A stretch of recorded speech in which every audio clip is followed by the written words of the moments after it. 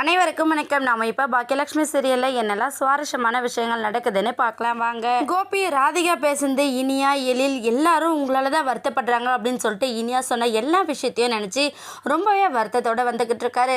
வர வழியில் சடனாக அவருக்கு நெஞ்சு வலி வந்துடுது. இதனால் பயந்து போன கோபி என்ன பண்ணனா, கோபி நீ உனக்கு ஒன்றும் ஆகிடக்கூடாது, செத்து போயிட போகிற, இனியாவுக்கு கல்யாணம் ஆகிற வரை நீ பத்திரமா இருக்கணும் அப்படின்னு சொல்லிட்டு அவருக்குள்ளே ஒரு தன்னம்பிக்கையை ஊக்கப்படுத்துகிற விதமாக பேசுகிறாரு. ஆனால் அவரால் சுத்தமாகவே முடியறதில்ல. ஒரு கட்டத்துக்கு மேலே பெயின் ரொம்ப அதிகமானதுனால நம்ம ராதிகாவுக்கு கால் பண்ணுறாங்க. ராதிகா கோபி கால் பண்ணதை பார்த்து உடனே கட் பண்ணிடுறாங்க. திரும்ப நம்ம கோபி விடாமல் கூப்பிட்றாங்க. ஆனால் அதுக்குள்ளேயே பெயின் வந்து ரொம்ப அதிகமாகிடுது. சரி, ராதிகா தான் ஃபோன் எடுக்கலாம், நம்ம அத்தைக்காச்சும் கூப்பிடலாம் அப்படின்னு சொல்லிட்டு அவங்க அத்தைக்கு கால் பண்ணுறாங்க. ஆனால் கமலா என்ன பண்ணுறாங்கன்னா, ராதிகா ஃபோன் எடுக்காதனால தான் மாப்பிள்ளை நமக்கு கூப்பிட்றாங்க, போய் நம்ம ராதிகா கிட்டே ஃபோனை கொடுத்துடலாம் அப்படின்னு சொல்லிட்டு ராதிகா கிட்டே ஃபோன் எடுத்துகிட்டு போகிறாங்க. ராதிகா வந்து, என்னம்மா அவர்கிட்ட எதுக்காக நீ பேசுகிற, போ ஃபோன் அட்டன் பண்ணி பேசு, எங்கேயாச்சும் குடிச்சிட்டு பாரில் விழுந்து கிடப்பாங்க, லொக்கேஷன் அனுப்புகிறேன் வந்து கூட்டிகிட்டு போன்னு சொல்லுவார், போய் கூட்டிகிட்டு வா அப்படின்னு சொல்லிட்டு நம்ம ராதிகா சொன்னதுமே கமலா வந்து, ஐயோ அப்படியா நான் மாட்டோமா அப்படின்னு சொல்லிட்டு ஃபோனை அவாய்ட் பண்ணிடுறாங்க. உடனே நம்ம கோபி என்ன பண்ணுறான்னா, ஐயோ என்னடா இது யாருமே ஃபோன் எடுக்க மாட்டேங்கிறாங்களே அப்படின்னு சொல்லிட்டு செந்திலுக்கு கால் பண்ணுறாங்க. செந்திலுமே ஃபோன் அட்டன் பண்ணுறதில்ல.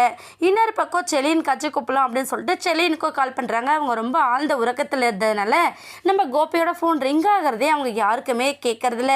சரி, உடனே என்ன பண்ணுறதுன்னு தெரியாமல் நம்ம கோபி என்ன பண்ணுறாருன்னா, அவருக்கு மொபைலை பார்க்க கூட ஒரு தெம்பில்லாத மொபைல் லெட்டர்ஸ் எல்லாமே டபுளாக தெரியுற மாதிரியும் மங்களாக தெரியுற மாதிரியும் கண் பார்வையும் குறைஞ்சிக்கிட்டே வருது நம்ம கோபிக்கு.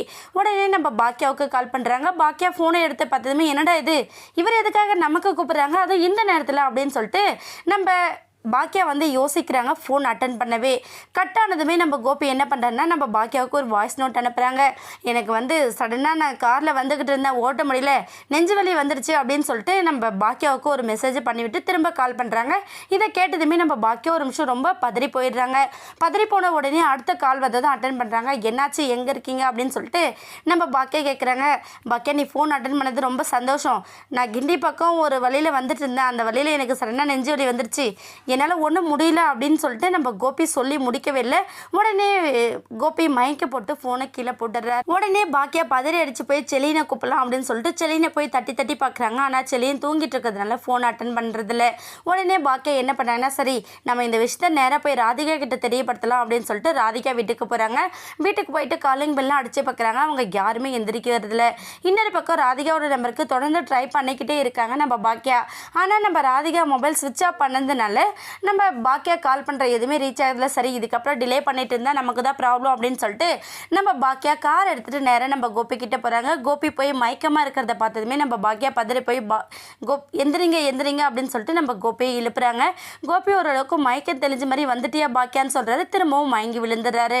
உடனே நம்ம பாக்கியா என்ன பண்ணுறாங்கன்னா, ஆம்புலன்ஸுக்கு கால் பண்ணி இன்ஃபார்ம் பண்ணிவிட்டு உடனே எழிலுக்கு இந்த விஷயத்தை தெரியப்படுத்துகிறாங்க. எழிலும், சரிம்மா நீ ஒன்றும் கவலைப்படாத, நான் உடனே வந்துடுறேன் அப்படின்னு சொல்லிட்டு நம்ம எழில் கிளம்புறாங்க. நம்ம பாக்கி அதுக்குள்ளே கோபி தூக்கிட்டு போய் நேராக ஹாஸ்பிட்டலில் அட்மிட் பண்ணிடுறாங்க. என்னங்க பொது கோபிக்குன்னு வெயிட் பண்ணி பார்க்கலாம். இந்த வீடியோ உங்களுக்கு பிடிச்சிருந்தா மறக்காமல் நம்ம சேனலை சப்ஸ்கிரைப் பண்ணுங்கள். தேங்க்யூ.